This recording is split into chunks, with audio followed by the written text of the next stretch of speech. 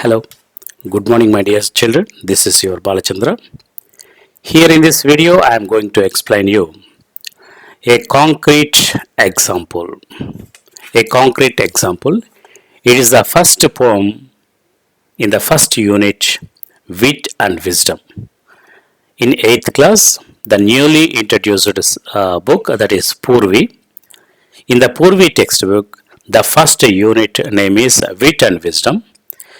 In this unit, the first poem is a concrete example. Here, the poem, a concrete example by Reginald Arkell in a clear and structured way. Here, this is a humorous poem about a woman named Mrs. Jones, who has a very unusual garden instead of growing large, colorful flowers. She fills her garden with stones and extremely tiny plants. The poet describes this garden from the speaker's point of view, who finds it strange and amusing. The poem highlights how people can have very different tastes and ideas of beauty. Let us read the poem. My next door neighbor, Mrs. Jones. My next door neighbor, Mrs. Jones. Here the first line of the poem. Here the speaker introduces his neighbor. The next door neighbor, Mrs. Jones. Here the speaker introduces his neighbor. His neighbor is Mrs. Jones. ఇక్కడ poet తన పక్కింటి ఆవిడైనటువంటి Mrs జోన్స్ను పరిచయం చేస్తున్నారు first లైన్లో. Has got a garden full of stones. Has got a garden full of stones. Here instead of a traditional green lawn, her garden is characterised by rocks. So ఈ Jones యొక్క garden ఎలా ఉంది అంటే, జనరల్గా garden ఎలా ఉంటుంది, green grass తోటి, full of green గ్రాస్తో ఉంటుంది. But here the Jones garden is full of racks, మొత్తం రాక్స్ తోటి నిండిపోయింది అనమాట. గార్డెన్ ఫుల్ ఆఫ్ స్టోన్స్ తోటి మొత్తం కూడా నిండిపోయింది. సో డిఫరెంట్గా ఉందన్నమాట. So these are the stones. So he is the poet neighbor. She is Mrs. Jones. Okay. A crazy path, a lily pond. Here, a crazy path, a walkway made of irregular stones. మొత్తం కూడా అది ఇర్రెగ్యులర్గా అలా ఉందన్నమాట. మొత్తం స్టోన్స్తో నిండి ఉంది. ఆ వే పాత్ అనేటువంటిది ఇర్రెగ్యులర్గా, ఒక వే లేకుండా అలా వంకరగా ఉంటూ ఆ మొత్తం కూడా న్యాచురల్గా ఉన్నటువంటి గ్రీన్ గ్రాస్తో కాకుండా స్టోన్స్ తోటి నిండి ఉందన్నమాట. A lily pond. Here she has an artistic walkway and a pond for water lilies. So ఇక్కడ ఈ జోన్స్ యొక్క ఈ గార్డెన్లో ఎలా ఉందంటే, ఆ దారి ఎలా ఉందంటే వంకర టింకరగా ఉంది. మొత్తం కూడా రాక్స్తో నిండి ఉంది. ఆ దారి మొత్తం కూడా రాక్స్తో ఉంది. అంతేకాకుండా ఆ పాత్ ఎలా ఉందంటే వాటర్ లిలీస్ అంటే pond for water lilies. So pond for water lilies అంటే తామర అనేటువంటివి కూడా, తామరాకులు, తామర కొలను అనేటువంటివి కూడా ఆ వేలో, ఆ దారిలో ఉందన్నమాట. Next, A రాకరీ and just beyond. A rockery and just beyond. Here a rockery. Rockery means a section of garden made with rocks and soil. Here rockery means a section of a garden made with rocks and soil. అంటే రాళ్లతో చేసినటువంటి, మొత్తం కూడా రాళ్లతో ఉన్నటువంటి ఆ garden అన్నమాట. And just beyond, a rockery is a specialised area for alpine plants. So alpine plants అంటే ఆమె యొక్క ఆ గార్డెన్లో ఆల్ఫిన్ ప్లాంట్స్ అనేటువంటివి మొక్కల మధ్య నాటేదానికి స్పెషల్గా రాళ్ల మధ్యలో ఆ మొక్కలు పెంచేటువంటి ఆ స్పెషల్ ఆ ప్లేస్ని ఏమంటామంటే రాకరీ అని చెప్పి పిలుస్తాం. అంటే రాళ్ళ మధ్యలో ఆ చిన్న చిన్న ప్లాంట్స్ నాటుతాం అన్నమాట. ఆ ప్లాంట్స్ని ఆల్ఫిన్ ప్లాంట్స్, ఏ ప్లాంట్స్ అంటే ఆల్ఫిన్ ప్లాంట్స్ నాటేటువంటి ఆ మధ్యలో ఉన్నటువంటి ఆ స్పెషలైజ్డ్ ఏరియాని మనం ఏమంటామంటే రాకరీ అని చెప్పి పిలుస్తాం.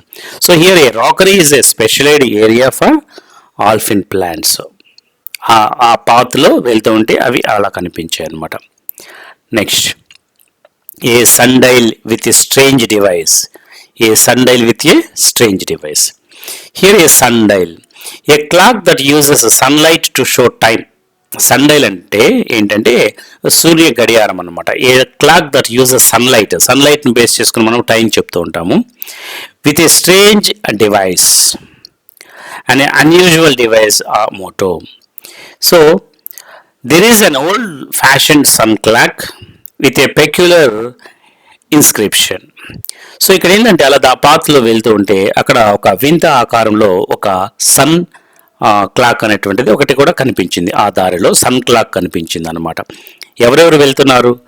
పోయిట్, మిస్సెస్ జోన్స్ ఇద్దరు వెళ్తూ ఉన్నారు.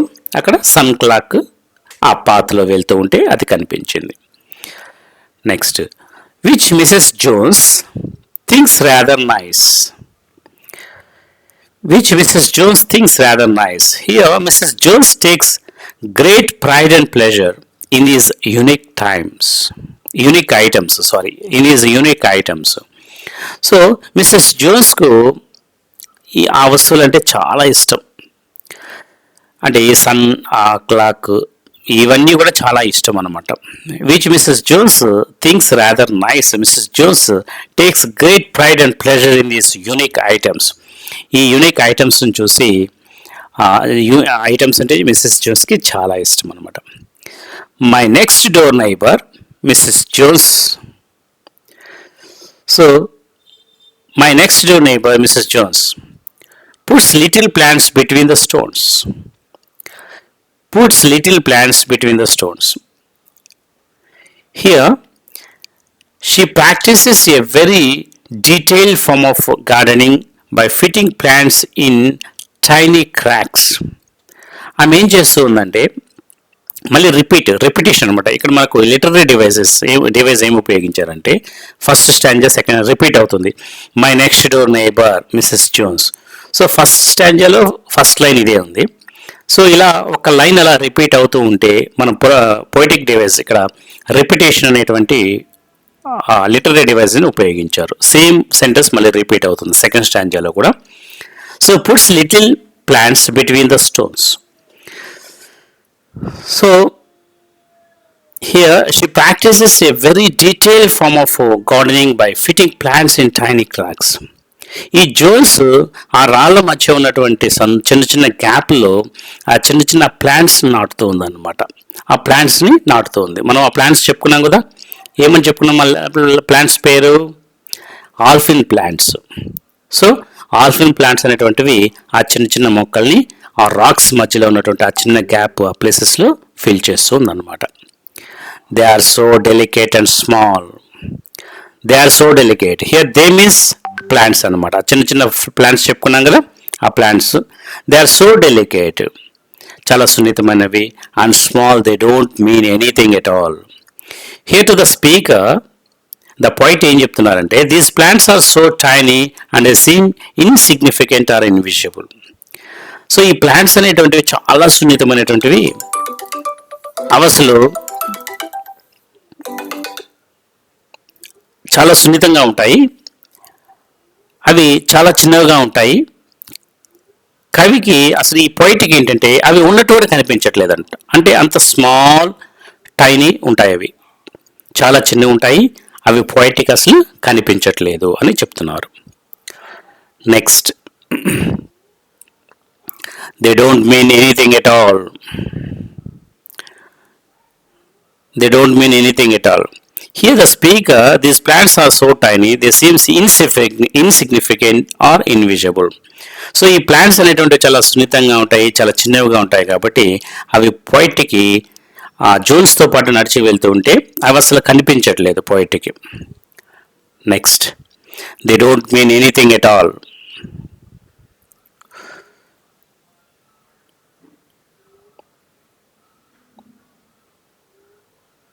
Next, I can't think how she gets them in unless she plants them with a pin. I can't think how she gets them in unless the plants them with a pin. Here, the speaker uses humor to say the plants are so small, they must be handled with a needle. So ఇక్కడ missus Jones ఆ చిన్న చిన్న మొక్కల్ని ఎలా నాటుతుంది అని కవికి అర్థం కావట్లేదు. సో ఈ పోయిట్ ఎలా ఫీల్ అవుతున్నాడంటే, నేరేటర్ ఎలా ఫీల్ అవుతున్నాడంటే, సో అతను ఇమాజిన్ చేస్తున్నాడు ఏదైనా ఒక చిన్న నీడిల్ తోటి ఆ ప్లాంట్స్ని నాటుతుందేమో మిస్సెస్ జోన్స్ అని చెప్పి జోక్ చేస్తూ, అంటే అంత స్మాల్ ప్లాంట్స్ ఉన్నాయి, ఆ ప్లాంట్స్ని చిన్న నీడిల్ తోటి ఆమె ఆ రాక్స్ మధ్యలో ఉన్నటువంటి గ్యాప్స్లో దాన్ని ప్లాంట్ చేస్తూ ఉందేమో అని చెప్పి జోక్ చేస్తూ చెప్తున్నాడు అనమాట. Next, my next door neighbour missus Jones. Here thoughts change మనకు మళ్ళీ అదే సెంటెన్స్ తోటి రిపీట్ అయిందనమాట. సో ఇక్కడ రిపిటేషన్ అని చెప్తాం. ఈ సెంటెన్స్ ఇస్తే ఇక్కడ లిటరీ డివైస్ ఏమి ఉపయోగించాడంటే రిపిటేషన్ అనేటువంటిది ఉపయోగించాడు అనమాట. Okay, once asked me around to see her stones. Once asked me around to see her stones. So here, my Jones invites the speaker to admire her hard work. సో ఒకరోజు Mrs Jones తన యొక్క గార్డెన్ని చూసేదానికి ఆ పోయిట్ని ఆహ్వానించింది అనమాట. Here my next door neighbour Mrs Jones once asked me. Here me means the poet, the narrator. Asked me round to see her stones. తన యొక్క స్టోన్స్ని చూసేదానికి, తన యొక్క తోటను చూసేదానికి మిసెస్ జోన్స్ ఈ పోయిట్ని ఆహ్వానించడం జరిగింది. We stood and talked about a flower and quite a quarter of an hour. Here,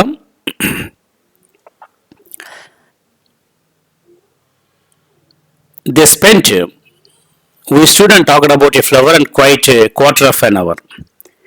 Here, they spent 15 minutes discussing a single specific flower. So, we stood and talked about a flower. వాళ్ళు అలా నిలబడి ఒక 15 minutes ఒక flower గురించి మాట్లాడడం జరిగింది. Flower for quite a quarter of an hour. అంటే ఒక 15 minutes ఏం చేశారంటే వాళ్ళు ఇద్దరు, ఆ పోయిట్ మరియు మిసెస్ జోన్స్ ఇద్దరు కలిసి నిలబడి ఒక ఫ్లవర్ గురించి వాళ్ళిద్దరూ మాట్లాడుకోవడం జరిగింది. క్వార్టర్ ఆఫ్ అన్ అవర్ అంటే ఒక 15 minutes ఒక ఫ్లవర్ గురించి మాట్లాడుకోవడం జరిగింది అనమాట. So where is this lovely thing? I cried. You are standing on it, she replied. Where is this lovely thing? I cried. You are standing on it, she replied. Here, the speaker asks where the flower is. Speaker ante poet adigaru, where is the flower ani. So only to realize he has accidentally stepped on it. So ఆ flower ఎక్కడుంది అని చెప్పి కవి అడిగాడు అనమాట. ఆ poet అడిగినప్పుడు ఆ జోన్స్ చెప్తుంది, నువ్వు దానిపైన నిలబడున్నావు అని ఆమె చెప్తుంది అనమాట. సో ఆ పోయిట్కి తెలియకుండా ఆ ఫ్లవర్ని ఏం చేస్తాడు, ఆ చిన్న ఫ్లవర్ని దాని మీద దాన్ని తొక్కేశాడు, దాని మీద అడుగు పెట్టడం జరిగింది. సో ఈ విధంగా దీన్ని రెజినాల్డ్ ఆర్కెల్ అనేటువంటి ఒక పోయిట్ రాయడం జరిగింది. Here the poem is a humorous anecdote about a neighbor who grows a rockery garden.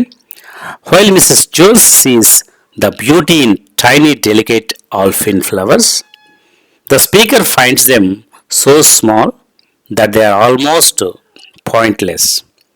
The irony reaches its peak when the speaker, while trying to find the flower they are discussing, realizes he has accidentally crushed it by standing on it.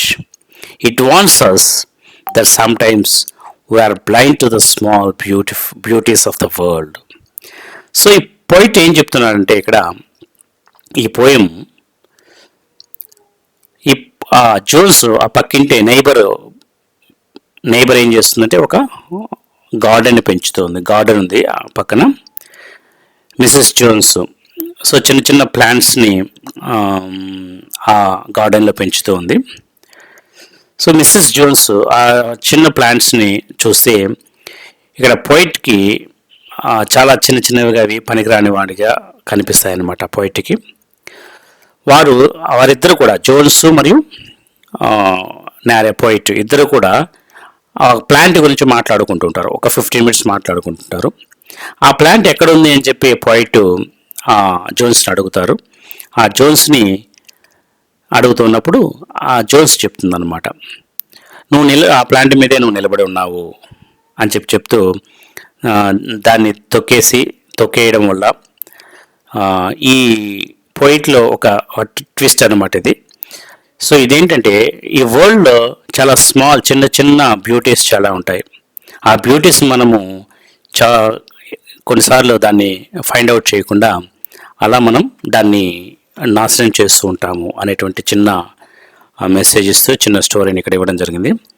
So Reginald ఆర్కెల్ teachers అస్, ఈ poem ద్వారా Reginald ఆర్కెల్ ఏం చెప్తున్నారంటే that great things can come in very small packages. So గొప్ప గొప్ప విషయాలన్నీ కూడా ఇప్పుడు పెద్దవిగా ఉండాల్సిన పని లేదు, చాలా చిన్న చిన్నవిగా ఉంటాయి, వాటిలో చిన్న చిన్నవిగా ఉంటాయి. The poem uses wit to bridge the gap between the ovation of hobbyist and the clumsiness of an outsider. Here గొప్ప విషయాలు కూడా పెద్దవిగా ఉండాల్సిన అవసరం లేదు, చిన్న వాటిలో అందం ఉంటుందని రెజినాల్డ్ ఆర్కెల్ మనకు చెప్పాడు, ఈ పోయంలో చెప్పడం జరిగింది. సో ఆ గార్డెన్ రన్ చేస్తున్నటువంటి మిసెస్ జోన్స్ ఆమె యొక్క తపన్ని, ఒక సామాన్యుడికి ఉన్నటువంటి అజ్ఞానాన్ని ఈ కవితలో ఒక హ్యూమరస్గా చెప్పడం జరిగింది అనమాట. ఒక హ్యూమరస్ పోయంని ఇక్కడ ఇవ్వడం జరిగింది. So here in this poem the literary devices, ఎలాంటి లిటరరీ డివైజెస్ ఉపయోగించారు? The rhyme scheme of the poem is AABB.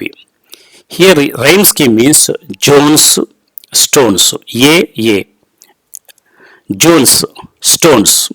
So ఈ రెండు రైమ్ ఒకటిగా ఉంది కాబట్టి AA, pond beyond BB, device nice AA, Jones stones AA, small all BB.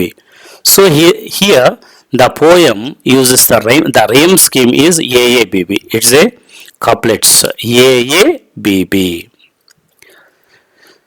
Next, this is the first literary devices. The rhyme scheme of the poem is AABB. Here hyperbole. In this poem, the poet uses hyperbole. Hyperbole means exaggeration. Here, unless the plants them with a pin, the poet exaggerates the size of the plants to show how tiny they are.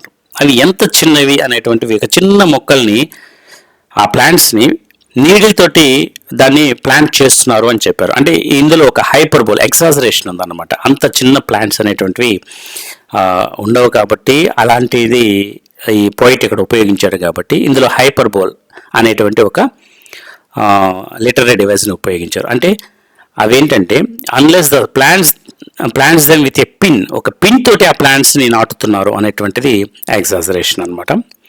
Here irony. Here the ending is highly ironic. The speaker is searching for the beauty while simultaneously crushing it under his feet.